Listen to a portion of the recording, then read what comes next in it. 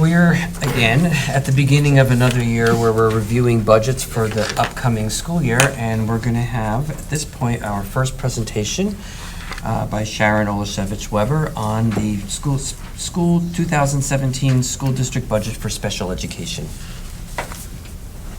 Hello. Hello. Well, thank you for allowing me to present tonight. Always a privilege. I'm proud to present, once again, a comprehensive budget that really describes all the entitlements that a student classified as special education or those for speech, services that are mandated in the code. I don't know if you had time to review the allocations. They're the same from year to year. You'll see they represent anything from out-of-district tuition to those students requiring nurses, OT, PT services, specialized equipment. For example, many of our students need augmented devices that sometimes the iPad does it, sometimes there's other communication devices. You see that embedded in the budget as well because they need that for educational services. We have evaluations for psychiatric and neurologicals, which are used for two reasons. One, to determine what the primary disability is for a child. For example, when you're looking at an autism classification, you need a neurological to make that determination. And psychiatrists, of course, we use in accordance with our board policy for high-risk assessment, where we pay for the psychiatric evaluations. So did anybody have questions about the allocations that I could answer? Also, the evaluators, independent evaluators, you should know we really don't have many requests for independent evaluations, which is really a parent's right to get a second opinion. It's mostly used for bilingual evaluations. We have many students with many languages. And by code, and it really makes sense, you have to evaluate students in the primary language that they think in. Not necessarily what they speak in, because speak doesn't necessarily mean that they're processing that information in English. So you'll see that represented as well. Are we okay to move to the request? Mm-hmm. Yes. So request, you'll see quite a few this year. What we started with was a learning consultant and school psychologist. You know that many years ago when we had the big budget, we went down by 4 child study team members, and we were able to keep that down. But now we are receiving a lot of services, students being referred. For example, this year, just K through 12, we have 75 and 63 preschoolers. So it's difficult to complete those evaluations and provide the service to the parents that they're used to receiving. In addition, we have many students with more significant needs, which is a wonderful thing. We only have 63 students out of a district, which could change. But when I started, it was 130. But by doing so, those students need more direct services by the child study team experts, which is why you'll see those positions represented in the budget this year. We also, I'm just following down, I put in for an additional BCBA. We are maintaining students in district with behavior. Those BCBAs, we have 2 split among the district, and it really isn't adequate coverage in terms of the behavioral problems we're experiencing. For example, we're seeing a lot of anxiety and phobia. So we know by research to help a student with an anxiety and phobia, you really have to send your school staff out to the home, which we have done in one case with the elementary student this year, where they participate in activities in each room of the house. They move the student really from the home to the porch, from the porch to the car, from the car to the school, from the school to into the school. But to do so, you need time to do that. And that's the behaviorist expertise. I think we'd be more successful in helping those anxiety-ridden students maintaining their placement in district if we were able to provide that service. Right now, I really don't have the staff to do it, and we see a lot of that behavior manifesting at the secondary level. Not usually at the elementary, but starting at Hammershaw and escalating in Churchill in the high school, which probably Dr. Vanella could attest to. Also, you'll see that I put a BCBA from a 10-month to 12-month with the rationale that they service our ESY program, so you're hiring them anyway. And we're also providing training during the summer to many people that need crisis prevention training, which is really focused on de-escalation of behavior. And we do that with our school security staff, school-based teams, child study team members, teachers. So from a fiscal perspective, I thought it would be cheaper to pay a 12-month stipend than pay the person per diem to come in for the training. You're a quiet audience tonight. I have a question. I know several years ago, when school districts really began to focus on hiring BCBAs, that there was considered to be a shortage of BCBAs. Are we starting to see an increase in the numbers so that we Well, are actually, able to? on a national level, there's probably only, and don't quote me, but because I heard this number a year ago, 75,000. But the concentration is in New Jersey and New York. You have to bear in mind that New Jersey is also known for our autism programs. The theory was from California, which I think I told you many years ago, but New Jersey knows how to do the programs. Plus, we're a more densely populated state. So we've been fortunate in actually hiring someone that's a school psychologist / BCBA. Oh, okay. So, in both positions. So, we're a good district. We attract a good candidate. And that way they could actually So in that position, serve. are they able to function as both a school psychologist and the behaviorist? Correct. So what I'll do sometimes, if we're running close with evaluations and they have time, I may assign them to do a psychological. So it gives us flexibility as a district. And we're fortunate that we've been able to do that. So So thanks in to their, HR for the recruitment, really, because some people are just hiring BCBAs and then they can only function, which is okay too. I mean, in certain aspects as a board-certified behavior analysis. But having the training as a psychologist certainly brings more to the table skill-wise. so what does it take for a school psychologist to get the certification to be a BCBA? It's a grueling coursework for a BCBA. You have to first complete your school psych, and then you have to complete your hours for a BCBA, which is another 2 years of training. You could do it concurrently, though, except you'll have to be probably a full-time student and extremely motivated. Then they have to do hours where they're privately mentored by a BCBA, where it's oversight, before you could operate independently. And Ellen's, how many hours, excuse me, she knows, is it over? 3,500 hours. And they have to pay for that mentoring privately because it's not really considered a tuition. So it really is quite an investment on that person's part. But behavior's important because, typical, atypical behavior can adversely impact anyone. And it's not necessarily related to a disability, but we do see more behavior, of course, when they're classified because there's impact. And you need to change the behavior to make that person a functioning individual in school and in society. It's interesting because we just went to a seminar with behaviorists. And, there's anywhere from those self-injurious, really significant behaviors to less extreme, but still impact on school. And what they were saying is that they're seeing the behaviors, although many of the students that go to college, they're higher functioning students, but have some behavior, they're able to master the content, but things that are executive functioning, which is really how your brain organizes, or rules of governance, so to speak, how do you operate as an individual, they're failing at because they haven't really internalized the behavior. They haven't been trained appropriately, so they're not making it in post-secondary settings because they don't know how to get up and change their clothes, relate to peers, set their alarm clock. So it's very important that we address the behavior. Of course, we use the behaviorists to work with our teachers of self-contained classes because many of the students self-contained have behavior and you want to build teacher capacity. But there are some students that really are developing some significant behavior where we have to pool all our resources because we know we have to de-escalate that behavior, teach the appropriate behavior for them to be successful because behavior really has more impact than cognitive and academic ability frequently. So we do need it. We are successful in maintaining students. Sometimes I go to Dr. Valesky and I say, I don't know.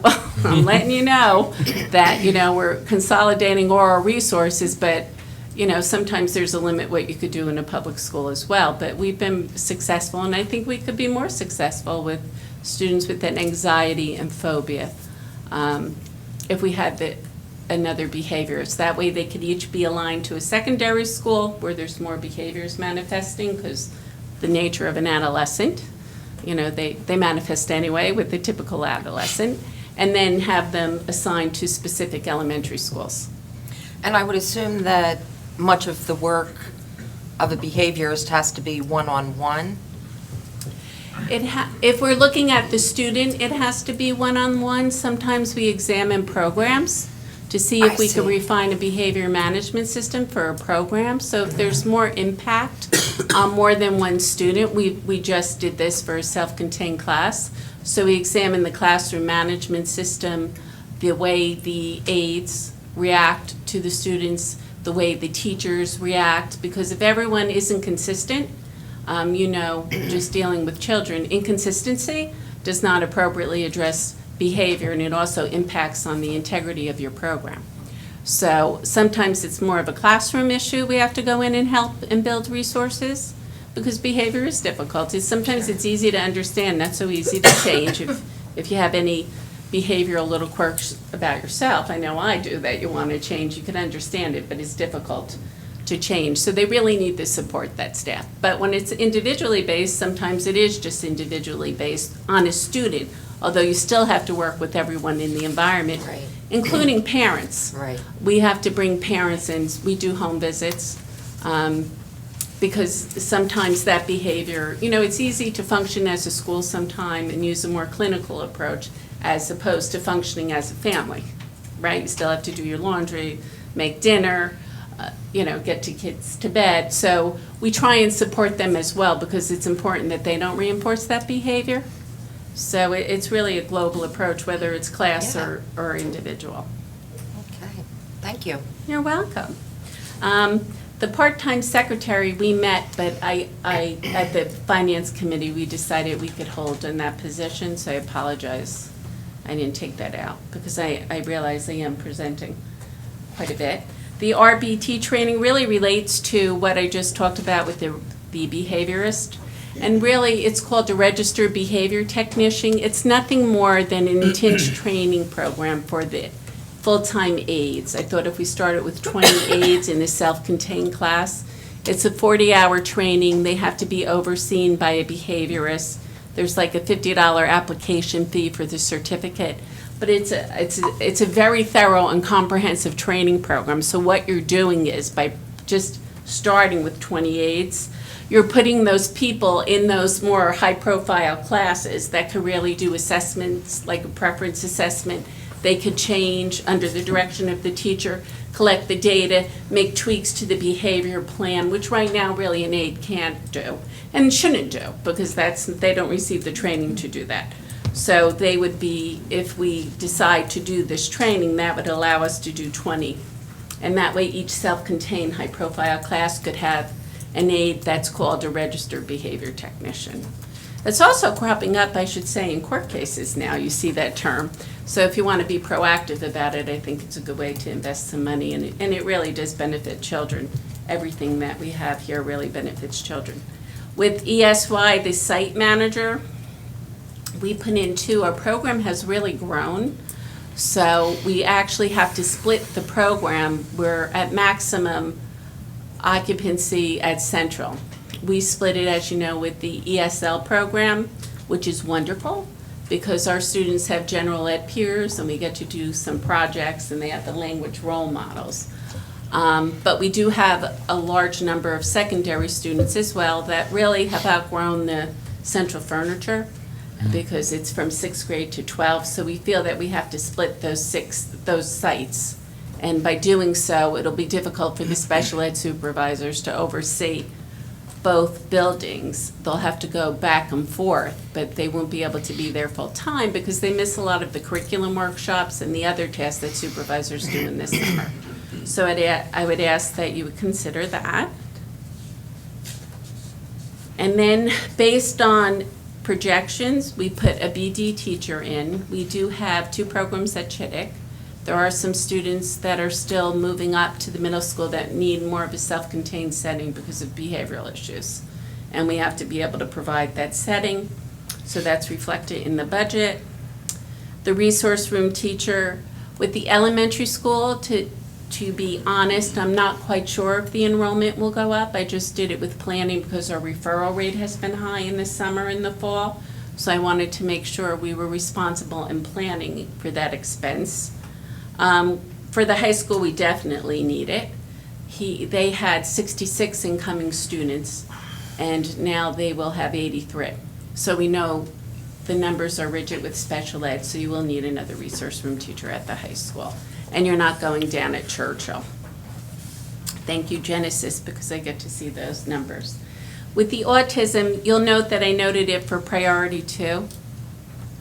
For those teachers, I actually think, I was thinking about this because I was trying to look at the gestalt that you have to do as, making decisions about budgets, that perhaps if we could have 1 preschool teacher. The reason being is on the state performance plan, we have too many students in a self-contained setting for preschool. The problem is, if you look at the New Jersey Department of Ed website about the high-quality indicators of autism, there is a rigid requirement of what you're supposed to provide, one of them being 2.5 hours of ABA instruction. So how do you provide the ABA instruction, but still not have that high percentage? So I've been doing some research with experts in my BCBA and, of course, Ellen. And we came up with a hybrid program. And I think preschool is probably the best way to start, with not the most significant nonverbal population, but that moderate population that needs the ABA, where they could be with the preschool teacher for 2.5 hours, receive the ABA instruction, and in the afternoon we could take general ed students in on the tuition like we do now, and then they'll have general ed peers and exposure. So I thought that would be a good place to start, and then you can monitor those students and continue it in kindergarten, which would be optimum, and both groups benefit. But I did put it as a 2 because I wanted to be clear that it wasn't a mandate. It's not because I'm running out of class size and you have to do it or you'll be placing them out of district. That's not the case. It's just a good idea. It's good for kids, and it's just good to pilot it. And in thinking about it, I thought instead of doing 3 classes, you probably should just do 1. And to be honest, finding 1 classroom is probably going to be tricky as well, because I don't know how many classroom spaces. What the ABA stands for? Applied Behavior Analysis, where they do, it's very intense, discrete trial teaching, but it's one of the very few research-proven methods that work with significant students on the spectrum, so, and of course recognized. So really, the preschool full-time is the way to start instead of the kindergarten autism and the other 2. I think 1 class would be enough. So that's my request, lengthy as it is, but it is my last year, so I get to do I wanted to do a really good job for Mr. Liederman, so he doesn't have to come asking for money next year. Right? Sharon, you want to just, for the public, just describe the significance of tonight? How many outfits do you have set out for work right now? Well, tomorrow I have a day, so I don't know if I should be saying that on camera, but I have 3 more. I decided to count down to my retirement by my outfit, so I started this week laying them all out. No decision, just getting up and getting dressed. But at this moment, I'd like to take the opportunity really to thank you all. It's been a pleasure. I've never had the experience of working with such a committed board, that the focus was students, and it's really been an honor and a wonderful thing for me. So I thank you all for that. And I also want to thank you, Victor, too, for hiring Ron, because I said to him today, I feel such a burden that's lifted off my shoulders, because when you love something so much, and even though you trust everyone there, it's just really good to know that such a skilled person with a passion is going to be following you, and he's going to do wonderful things. So, thank you all. It's been a pleasure. And you have accomplished so much. We can't even begin to thank you Well, thank you. and wish you well. Maybe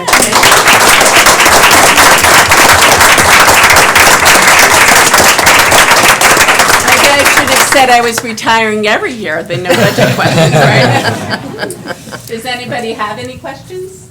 Well, again, on behalf of the board, we really do appreciate everything that you've done for this district. You have truly affected what are our concerns and our requirements in that position, and that is to put the students first and to make a commitment to those students who may not have it that easy and who have special needs. And that's one of the reasons why we are as well known for that program, and that's in large part because of you and the staff that you've put together and the commitment that they've had to our kids.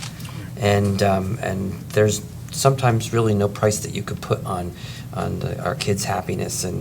But you've been a wonderful fixture here in the school system, and Mr. Lieberman does have some very big shoes to fill. Don't forget the parents. And the parents. Because one of the other special things about you is not only have you done what's best for the kids, but you have made something for parents, how difficult it must be. For a lot of them, you've made it, a joy to work with. That's always what I've been told by all the parents that I've had to deal with you and your staff.